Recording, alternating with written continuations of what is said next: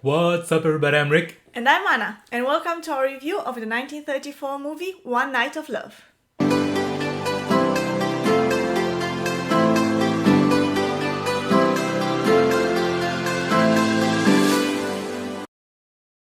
For everyone who is new here, hi, welcome, and please subscribe to this channel. I promise you'll have fun watching us. This channel, which is dedicated to Rick and my bucket list of 101 goals and dreams that we hope to accomplish in our lifetime. And one of those goals for us is to watch every movie that was nominated at the Academy Awards for Best Picture from 1927 to 2028. That is 101 years of Best Picture nominees and their respective winners. It's a lot of movies. A lot of movies. We are currently at 1934, which is the 7th Academy Award year. And it is the 8th year that we are doing because we have also done 2019. To this day, we have watched 51 movies and we have discussed about 2 movies that are not available to be watched. One is Lost and one is... At UCLA. yeah, exactly. And so one day we'll do the trip and the other one, still looking for it. And in case you're not familiar yet with it, the way this review is going is that the first part will be spoiler-free, which means that we'll give our top level appreciation and discuss certain elements of the movie without spoiling the story, so you don't have to worry, you can stay for the whole first part. And the second part will be spoiler-filled,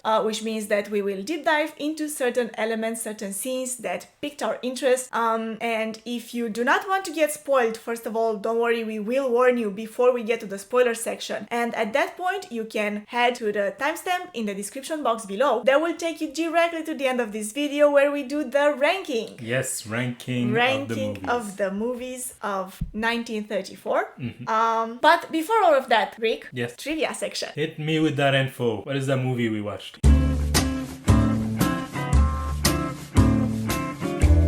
The 1934 movie One Night of Love is a Columbia Pictures romantic musical film. It came out on September 5th, 1934. It is adapted from a story or a play, actually, called Don't Fall in Love by Charles Behan and Dorothy Spear. The play, though, was never played. So it was written and then it was immediately adapted into a film. That is the only version of it that was ever shown to the public. Better title, I feel. More descriptive of what it's actually about. But anyway. Don't Fall in Love? Yeah. Yeah, I think so too. Movie was directed by Victor Scherzinger. We haven't seen any other movies of his, but there is an interesting thing to mention about this director, considering the subject of the movie, is that he is at base a violinist. He toured the world as a violinist and later on in his life became a symphonic conductor while he was also making some movies. Some people have all the talents. Yeah. Movie stars Grace Moore as Mary Barrett, who, aside from being a movie star, she was also a star of the Metropolitan Opera, Broadway, and radio musical shows. Not surprised. Movie also stars Tullio Carminati as Guilio Monterverdi. We haven't seen him actually, but apparently he played a minor role in The Patriot. But since we couldn't see the movie... we haven't seen because it's lost, yeah. I don't know where I put it, I'm sorry. It's lost. Some other roles, Lai Talbot plays Bill Hudson, whom we've also seen in The 42nd Street, Mona Berry, who plays Lally, and Jessie Ralph, who plays Angelina. Movie had a great reception. It was a great success. It was nominated for 6 Academy Awards. Wow. Which at the time is most of the Academy Awards. So it was nominated for, first of all, Outstanding Production or Best Picture as it is known today, which is why we have watched it and we are reviewing it right now. Best Actress in a Leading Role for Grace Moore. Best Director for Victor Scherzinger. Best Film Editing for Gene Milford. Best Sound Recording for John P. Livadry, which it won. And Best Music Score for Louis Silvers, which it also won. Oh. So it won 2 Academy Awards. And another interesting fact here, Best Music Score is the first year when this award is being given. Mm-hmm. Yes. As some interesting facts about the movie that I could find, apparently in the making of the movie, the scene and some of the seating arrangement of the Metropolitan Orchestra of New York was reproduced for the movie, the whole setting. Are you saying they reproduced the Metropolitan as a set nearly identically? Yes, exactly. And on scale. Yeah. And it was at the time the company's largest sound set Might or sound stage. Easier to just go film there? I don't know. I don't know because it's in New York, right? If it was filmed in Hollywood, you would have had to bring the whole production Yeah. across the US. Which But is might it really be- cheaper to just rebuild a set that is identical? I don't know. It's what I decided to go with, and it was impressive at the time.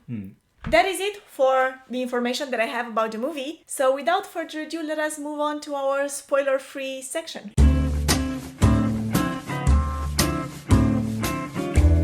So let us start this section the way we always do. Rick, what did you think of this movie? Did you like it? Movie was okay. Here's my opinion on it. I think the singing was good. The songs were good. They were real opera songs, so they were good. They were known songs too. The story I didn't care for, and at some times it even annoyed me. Yeah, the story was a little bit at times difficult to digest, but I found it interesting. It had an interesting premises. As for the songs, I actually loved that part. The whole opera part of the movie. It really impressed me. I really enjoyed watching it. Of course, as you were pointing out, she's a real singer. The director is a real musician. You can see that they knew what they were doing. You can tell that it was done by people who knew the world of opera. Yeah, but in terms of like the characters and their personality or the story that they were going for, I was like, no. Yeah, indeed. No, I thought it had an interesting premises, like I said, but it didn't really captivate me that much. Yeah. Yeah, that is for the story. But what about performances specifically? A large part of the performance or the music performance, which they were great at. The acting also wasn't bad. It's not like I was watching and thinking they're bad actors. It's just I thought the acting was pretty good, especially in my opinion, on the side of the main male character. Yeah, it's just that the way the characters were written, and they were written in that way on purpose. Right. But I didn't like them. Yeah. Yeah, I see what you mean. Look and sound of the movie. The sound, I think, was essential for this kind of work.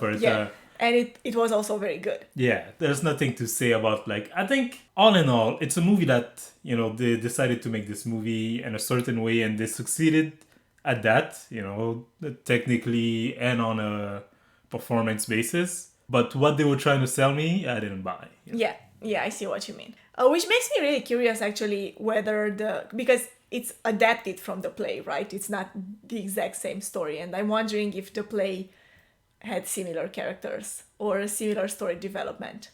Honestly, I didn't feel like it was too short or too dragged out.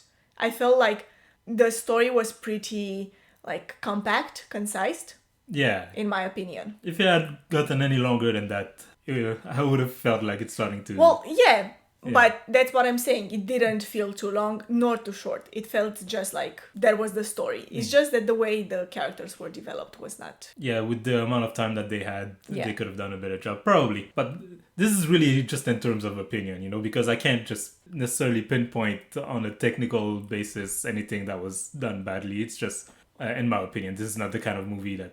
the kind of story and the kind of characters that I really enjoy. I think that's maybe where our opinions differ a bit, is that I actually enjoyed the story. I just feel that the characters were lacking something to fit in with this kind of a story or to make the story shine more. I'll tell you in the spoiler section what my main issue is. Maybe you'll see more specifically where I come from with this. So I guess this is it for our spoiler-free discussion. Yeah. To conclude this section, would you recommend this movie? I guess go look up the songs on YouTube or something. you can probably find those scenes, just the songs. And that's really entertaining. No more than that. Yeah, I can't really give a strong yes, I would recommend it. I really enjoyed watching it. I think it was entertaining enough for the songs part. But story-wise, you don't get much from it. I wouldn't say no either. If you are curious to see a movie with this kind of a subject, like the opera world in general, then go ahead and watch it. I think it's a good movie. But if you're just interested in watching a good movie in itself, then maybe look for something else. So yeah, that being said, we are done with the spoiler-free section. Don't forget that if you don't want to get spoiled, you can go to the timestamp in the description box below. Jump out right at the end when we do the ranking. And for those of you who have already watched the movie or do not mind getting spoiled, let us move on to the spoiler-filled section.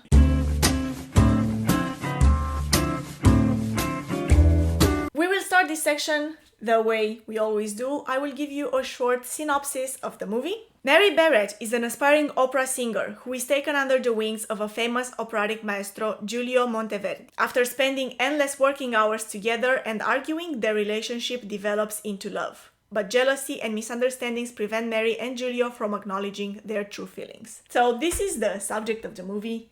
And I guess I want to start by that, the relationship between the characters, which didn't really... I wasn't sold on, like, at the end they love each other. I'm like, where does that come from? I feel like if it was done better, I would have believed it totally. The setting was right, which is what I was saying. I like the premises of the story. He's a maestro who is only interested in grooming this like amazing opera singer of like turning her into a huge star, and he puts all of his efforts into this, and in order to do that he denies his own feelings which start developing for her. I like this premise. I like this story. The characters didn't sell me this story. I didn't feel the tension between them. The arguments were like either too forced or too silly. I felt like the characters were just not developed in the same way that the story wanted them to go to. But where it falls apart for me is that these are not likable characters, and especially for the guy, I feel like it's on purpose that he's not likable, and then she doesn't like him at first too. But he never redeems himself in any way, and at the end she loves him. Yeah. Not only does he not redeem himself, I find that it's like a horrible interpretation of a relationship between two people. The way he treats her the whole time is horrible. And then she ends up liking him and not being able to I felt like the end botched her character development. If she had been able to sing by herself without him, then, you could have seen like, oh, there's an evolution in her character and, she can detach herself. She doesn't need him to be good. She was always good. Right. But no, it's only when he comes that she gets her courage back and the energy to actually play her part. To do the thing. And like, why? Why does she like him? Why does she feel like she's indebted to him? Sure, he's a good teacher. He's also a horrible person the whole time. He never changes. Yeah, and I feel like that would have been acceptable if by the end of it he also had a development in his character. Like if, at first he was like this. He was like very strict. He treated her badly because all he cared about was that she becomes a good singer, but didn't care about her as a person. But with time, his feelings develop and you see that. But you don't see it. You don't feel it. He has no arc. And I know some people might say like, oh, the arc is that he realized his feeling for her. No, that's what he's been doing. He had another student before that he also trained like that and ended up sleeping with her. Right. And so he's been doing this pattern. That's just his character. There's no development there in his character. And I'm kind of upset with it because I feel like I would have really liked his character if I could see that. That growth.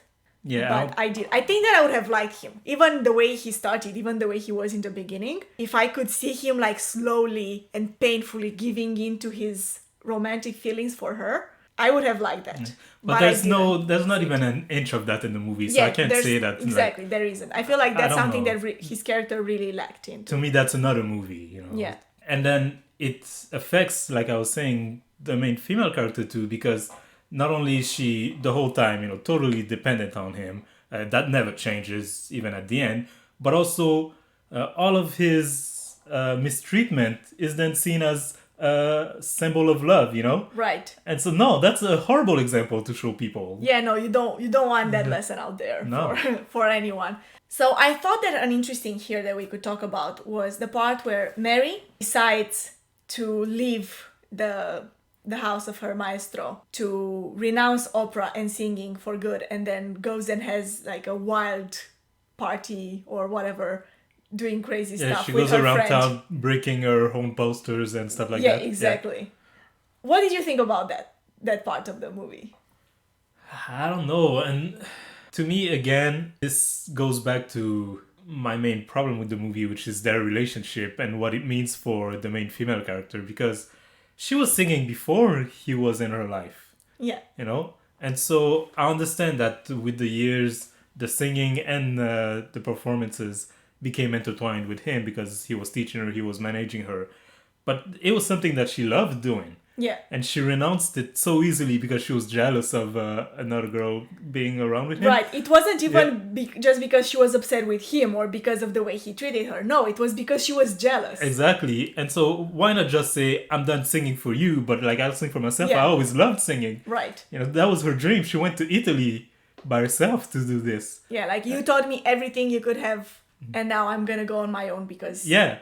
And so to link so closely the fact that like, oh, now I'm jealous, so I'm done singing forever. Yeah. Like, why renounce your dream because of him? Renounce him. I feel like that takes a lot away from this character, which is...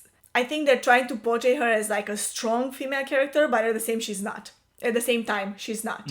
She decides to live by herself to Italy with not a lot of money. I mean, probably a lot at the time, but she runs out of money pretty quickly. And then she just says, to pursue her dream. And then she even says, like, I don't want to marry this other guy who obviously likes me and who has money. And so you feel like, oh no, she's independent. Yeah, right. You know? She wants to do things by herself. She gets a job. Yeah. But no, she ends up with another guy. Yeah, exactly. Which you could say, okay, she ends up with another guy, but she actually loves him. But she doesn't. Yeah. I mean, you don't really... Or rather, more than love is more of like a feeling of dependence, you know? I feel like her character is all over the place. Not a character that I could relate to. Yeah. And I don't think a lot of people could. And to me, that was the main issue, because if you can't relate to either of the characters because the guy is a jerk and the girl is totally dependent on him, like she's bland without him, then like what is left? What is left is the performances, which again were great. So you mentioned that the performances, like the songs were great, but apparently that's another like little fun fact. The last performance in the movie from Madame Butterfly, the actress had a very hard time nailing that performance, that song. She had to redo it so many times because she couldn't hit the high notes correctly. Oh. So it wasn't an easy one for her. Hard works, yeah. Well, it paid off. Yeah, it did. I thought it was a great performance. I really enjoyed watching it. The movie kind of just ends though, huh? Yeah, I think that you have to understand from it what happens next. Yeah, I mean, like, you can put the dots together. They end up together. Yeah. But like, there's no conversation. You know, she sings and then that's it. But I like that. I like the way it ended. I like that last scene, that last performance of hers. I thought it was nice. And I feel like if they added another scene at the end of them getting together, that would have been that's unnecessary. Kind of useless. Yeah. That is it for our spoiler-filled discussion. Rick, is there anything else that you wanted to talk about? Not really. I feel like I'm repeating myself, so yeah. I problems are the same. Yeah. So without further ado, let us move on to the ranking section.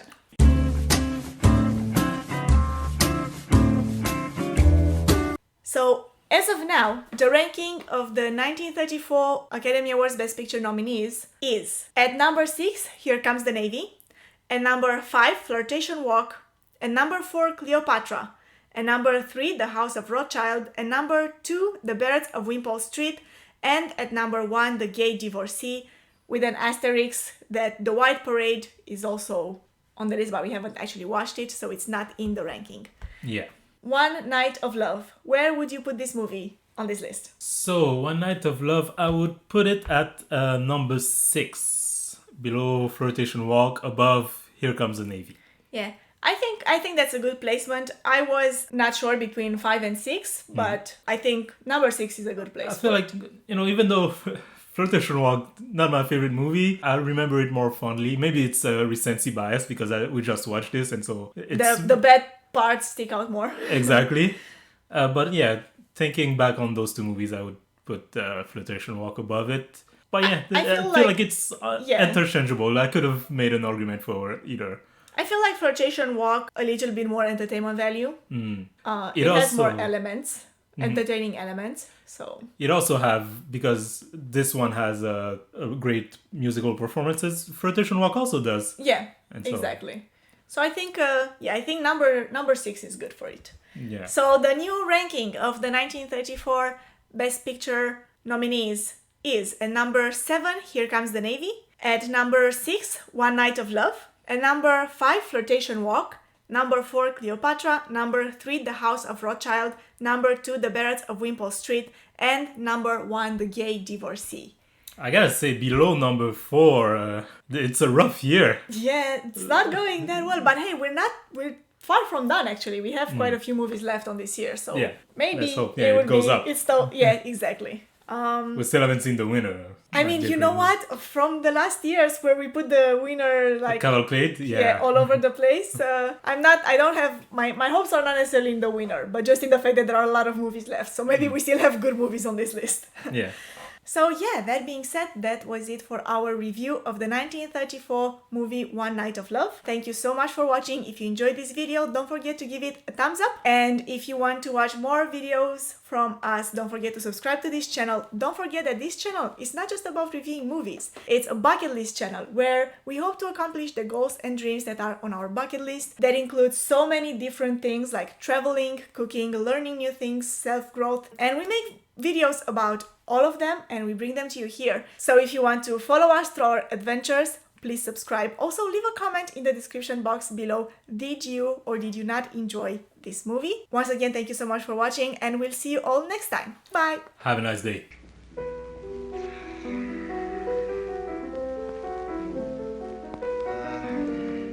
When a man makes love to his pupil, he becomes the pupil. Well, my student days are over. I wasted enough time trying to teach a woman to sing between kisses. Giovanni, stop playing. Do you have to play always the piano to my moods?